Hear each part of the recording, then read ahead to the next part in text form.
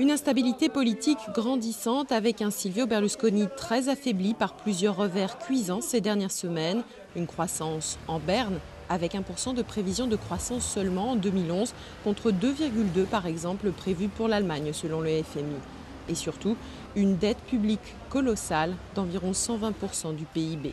C'est ce cocktail explosif qui place l'Italie au centre d'attaques spéculatives des marchés depuis plusieurs jours. L'Italie, c'est vrai, a une croissance plus faible que les autres pays européens. Mais elle a surtout un problème de dette publique qui dure depuis 50 ans à cause des gouvernements précédents qui n'ont rien fait pour le limiter. Pour récupérer notre compétitivité, il faut mener une vraie politique de réduction de la dette publique. Pour autant, un scénario à la grecque est difficilement envisageable. L'Italie possède une économie beaucoup plus diversifiée que celle de la Grèce, avec plus de 5 millions de PME, un record en Europe.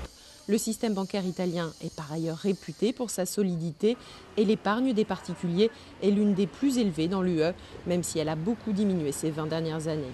Afin de rassurer le marché, le gouvernement a concocté un plan d'austérité qui prévoit certes 40 milliards d'euros d'économies d'ici 2014, mais il peine à convaincre certains analystes.